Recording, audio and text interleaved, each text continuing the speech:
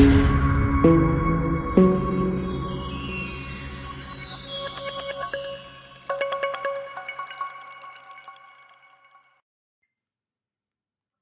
hello, hello, beloved souls, and happy, healthy, thriving Thursday.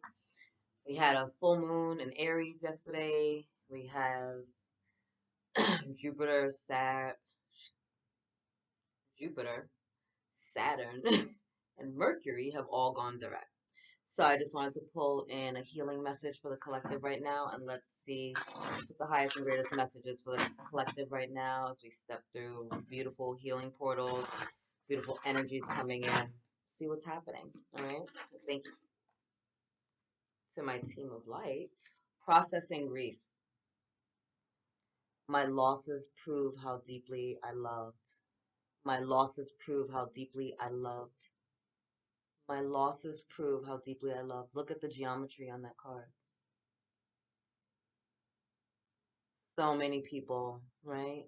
So many of us are dealing with those that are transitioning and gone over to the other side. And it seems very frightful, right? People are very nervous. There's this pandemic going on and it's causing a lot of fear energy. And I think everyone is forgetting, not everyone, but I think a lot of people are forgetting that our days are numbered, right? We come in with a soul contract and we come in kind of like counting down, like there's a time. It's like a clock counting down, right? We have our days and they're already numbered before we get here. And so, albeit some people are dying from COVID related diseases, the souls that are transitioning were meant to transition. And I know that's not always an easy thing to accept because we're sad, right? We miss the people that we love. Like, we want to hug them, we want to kiss them, like, we want to feel their physical avatars, we want to have these direct conversations with them and not just speak to them spiritually, like telepathically, right? But their time is their time, right? And a lot of souls have opted into transitioning over now because there's so much light energy pouring in and there's so much healing having to happen and there's so much that your bodies have to embody at this time with the light codes that it's not easy for everyone and not everyone necessarily wants to stick it out and go through it, right? Some people want to cross over and do their work from the other side, or they're choosing to cross over and come back with their vibration even higher so that they can just hit the ground running, right? Grief is not a cool feeling, right? It can be really heavy. And again, it can be really sad because we're missing our loved ones. We really are missing them. But it gives us this time and opportunity to look and to remember, to hold on to the goodness, to cherish those precious moments, right? And grief isn't always about losing like a loved one, right? Sometimes we grieve the parts of ourselves that we lost in really awful relationships, right? And we just haven't accepted that we can get our souls back, right? We can retrieve the parts of ourselves that the places that we gave away our power. Sometimes we're grieving our own soul's path, right? Where we've opted out of loving ourselves. And so we're kind of like in this grief energy of mourning who we used to be, as opposed to embracing who we are and having that be a conduit for a really great future, right? Like, it's almost like you dated someone back in high school, right? And you have really fond memories and everything was great. And then you get married and your spouse isn't like this high school love, this high school sweetheart of yours, right? And you spend your marriage in misery, always comparing this person to that energy. And then your relationship dissolves or something, right? And then you see the person that you were pining for all these years, like 10, 15 years later, and you realize they don't look nearly as good as you thought they did. Maybe they picked up some really like awful habits, or maybe they're just they just suck, right? And like it's not the memory that you're holding on to, right? It's like we're so busy stuck in the past, holding on to that, grieving the loss of who we were, that we're not present for who we are to love and value ourselves enough to be a better us for tomorrow, right? So we're grieving that. We're grieving the past. We're grieving the people we lost. We're grieving the parts of ourselves that maybe we lost our power, right? And so it's time to look at these things and take judgment off the table and to just pour love into it. And if it's a loved one, a person, an animal, or something that you're missing, pour love. It's like, remember that love. Remember those moments. And it's okay to feel sad in that moment, but it's also okay to not live there, right? Like, there are certain cultures, right? They give you like a time of grieving. This person's supposed to mourn and grieve for all these months of wear an outfit. It's like, grief is a very individual process, right? And you get to have your moment and you get to step back and get to feel that sadness, feel that mourning, you get to feel all that in your body. But it's not a place that you live in, right? It's like our traumas. It's not something that is supposed to be who you are. It was a moment in your life that you take that moment, right? You look at that moment, but it's not who you are. It's a moment within the span of all that you've become. But it's a moment, right? And so you can look at it as a precious moment. You can value it as a precious moment. You can honor it. You can love it as a precious moment. And just like any other memento, you can take it and put it on the shelf. But it's a memento and it's not who you are, right? It's a memory. And so you're being guided to let it go and to let it go lovingly, to look at it with love, you know? If you've ever lost someone that you care about, you can think back on them and yeah, you get sad for a minute, but then you laugh because you think of a precious moment or you think of something that they taught you or you just, something about them, just smelling their scent, it just makes you feel good in that moment, right? Just hold on to that part. Not saying you can't be sad, not saying you shouldn't feel the sadness, but I'm saying don't make that your life like goal. Don't make that the road that you decide to live your life on. It's a moment in time. All right. See what else I got going on. Welcoming surrender. Well, there is no problem, only destiny being revealed. Look at the geometry. There is no problem, only destiny being revealed. There is no problem, only destiny being revealed. When you step into the ebb and flow of life,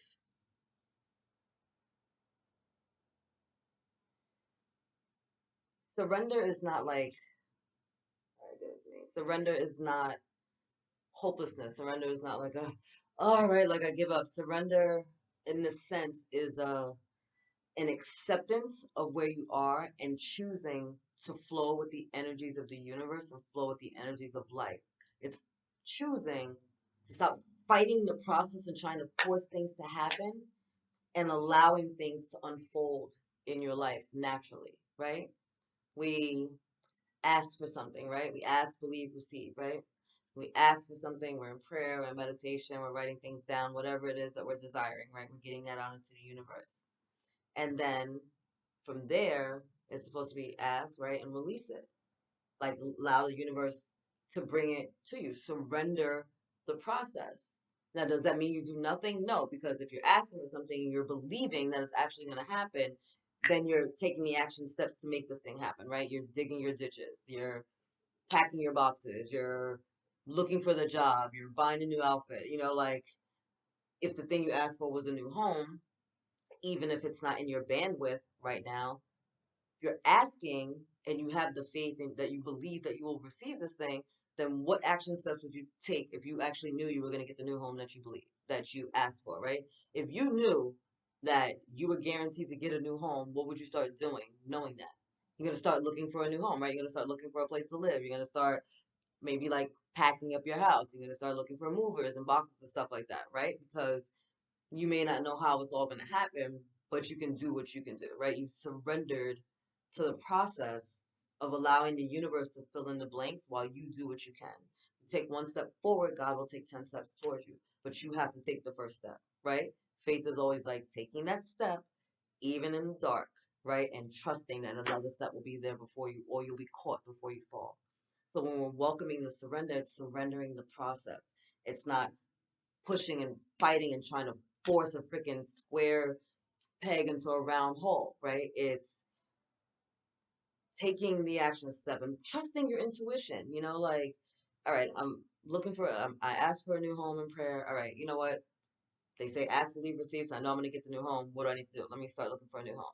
Let me see what neighborhood I want to live in, right? Let me see what price I would like to pay if I did get this thing. Like start moving and allowing the universe to bring it in. I have a girlfriend that has finally chosen to surrender on this process, right? And she recently was looking for a home.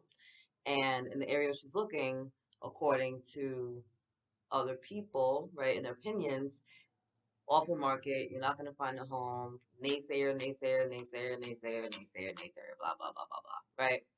So she, like me, has faith that doesn't matter what you say. I ask and I shall receive. She started looking for homes and looking for homes. She almost found something that was kind of out of her price range, but she almost did it. And she decided, I'm going to pause. I don't have to force this. Like I put it out there. I know something's going to come up. Cool. A couple of days later, somebody calls her, what? About an apartment in her price range, the first place that she looked, which was beautiful but unavailable. In a closed market where nobody can find a home, she found a home in her price range that was absolutely beautiful, that she loved, and not only did it come, they called her about it, right? She surrendered, she believed, she just put faith out there, she did what she had to do, and the universe showed up. The universe showed up. The universe always shows up if you start to act in belief. You need to act you have to move. You have to move. Surrender the forcing of it. It doesn't have to be necessarily how you wrote it out on the paper, right? Ask for what you want or something better, right? Give me what I'm asking for or something better, the equivalent or something better. The universe is going to show up for you by the grace of God, so many things are bestowed upon us. And if you remember that it's by God's grace that you shall receive all these things, that you don't feel a need to try to force because you know, you know under the grace of God, you know in love and light that these things happen. And you know that if you ask and believe, you shall receive. So you have to take the action steps with your belief. You have to surrender, forcing it, and start moving and following your intuition and following those hunches and seeing where it leads you and seeing the medicine that comes forth, seeing the magic that happens in your life, seeing the universe show up for you, getting the phone call about the house that you've been looking for, right? There's so many blessings here if you're open to it. Okay. See what else we doing? Do one more card. Literally, every time I say I'm gonna do one, I get two. I should just stop saying anything. Anchoring the light. The light is always within me. The light is always within me. I can feel that in my body. The light is always within me. You are the very essence of God here on earth. You are pillars of light. You are here as a human being to anchor in the light onto this earth. Now, does it mean that you're going to be out here like me as a light worker and consciously like doing stuff with light and activations and transmuting energies? No, it means that when you decided to incarnate on this earth, the fact that you are born and on this earth right now, physical avatar, that's anchoring in the light. Now living your life joyously, fully, passionately, and being out here and just really just like embracing it and enjoying and flowing with light amplifies it, right? It's gonna knock it up, it's gonna bring that vibration up. Gaia's gonna get even more, right? You're just raising the vibration of the planet. But literally you being incarnated, anchor the light. You are a beacon of light. You have the pure essence of God flowing through you at all times. All times. Once you release and surrender to the fact that you are divinely loved at all times, that you're filled with this delicious light at all times, and that you can activate and tap into that energy at any given point, big shifts happen. Big shifts happen. You are the light. Like literally, you are the light. Like a lighthouse, right? Like a pitch black room and somebody lights a match. You are that brilliant, that spark, that needed. Don't forget your worth and your value here on this planet. You're here for a reason, right? And the other one that popped out was exploring unity consciousness. I am one eternal light appearing as all. I am one eternal light appearing as all. I am one eternal light, appearing as all. We are all sparks of the Most High God, each and every one of us expressing God in our own individuality, but still all connected to Source at the same time. Isn't that magical? Isn't that powerful? You're me and I am you, right? We are reflections of each other. We are in each other. We're loving each other. We're the essence of God here on earth, and we get to intermingle and explore with one another. And when we work together in alignment and unity, right? So many more great things can happen. Think about the focus people get when they're protesting something, right? You bring people together, they really make a change, right? It doesn't always have to be about protesting something awful. You can get people together and really make a change for something brilliant, like drawing in light, like let's raise our vibration and let's be beautiful. 333 is all.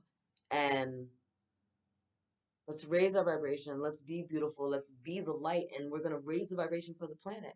One person anchored into the light, consciously anchored into their light, is stronger than 10,000 that are not. You're the match in a pitch black room. But match goes up in a pitch black room, all attention is on that light, right? You are that light. So being tapped into that light, connecting and understanding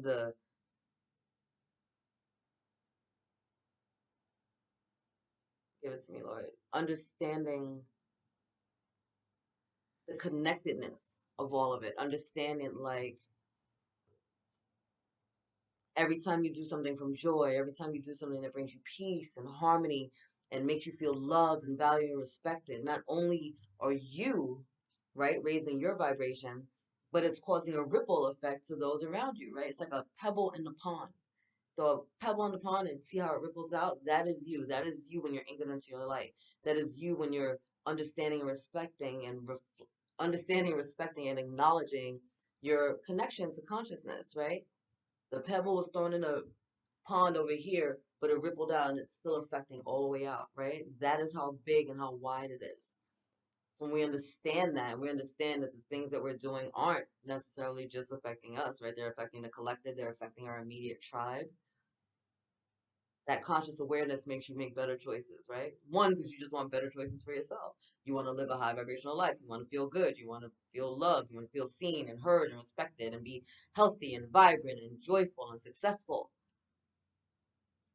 But when you want that for yourself, guess what? You get to ripple it out and you get to want it for everybody else.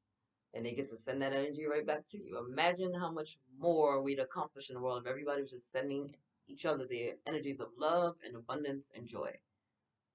Love, abundance, and joy. Like my prayer for you. I pray that you have love and abundance and joy in every area of your life. I pray that you are blessed in your comings and your goings. I pray that you have laughter that's so rich and fulfilling that your stomach hurts. I pray that your days are brilliant and your nights are fantastic, right? By the grace of God, like may this be your blessing. May you receive that love. May you be luminous and sovereign, right? Be the magic on this earth. Be the light. Reflect God in all that you do. Be luminous. Do it.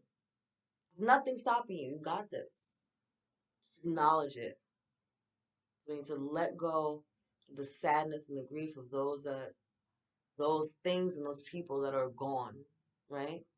Sometimes we're grieving our old life if we come from a place of wealth and we're not in wealth anymore. You know, we're grieving the job that we lost because it gave us a bit of security and now we feel lost, right? We grieve those things. But everything that's lost it's never truly lost, right? It's either that and it's going to be replaced with something. And no, if you lost a loved one, that person's not going to be replaced per se, but that love is still there. And yes, other love and other fulfillment and other joys and other pleasures can be brought into your life through other people or physical avatars that can be here for you in this moment while you have the other person on the other side of the veil just pouring love into you, right? Now you get it twofold because you get it from a physical avatar and you get it from someone that you love, right? It's either that or something better, just magnified in your life. So let go of that grief, step into the love of it, surrender to this process, and know that everything always works out for the greatest good. Everything always works out. Everything always works out for the greatest good. It always does. Keep your vibration high, keep your heart open, right? Trust in this universe, take inspired action steps, get off your ass and do something about the things you ask for. And again, that's not a place of forcing, that's a place of allowance. Like, I feel like I should, I'm thinking about this goal. All right, I'm trying to get a house. What's next? All right, well, you want a house? You start looking. All right, well, let me go on Trulia. Let me go on Zillow. Like, let me figure it out. Let me start taking some action steps. Let me start looking at the neighborhoods. Let me start checking out the school system. Like, let me do something to show the universe that I'm actually not just wishing and dreaming, but I'm actually ready to step into this manifestation, ready to step into my truth, ready to step into my joy, ready to step into my blessing. Show up for yourself. Don't force it. Show up. Surrender the how and step into the yes. Step into your yes. All right? Remember your sovereignty. Remember that you're light. Remember how valuable you are to this entire planet. Remember that you are the representation of God here on earth. You are the pure essence of God here on earth. And you are worthy, deserving, and valuable just because of that.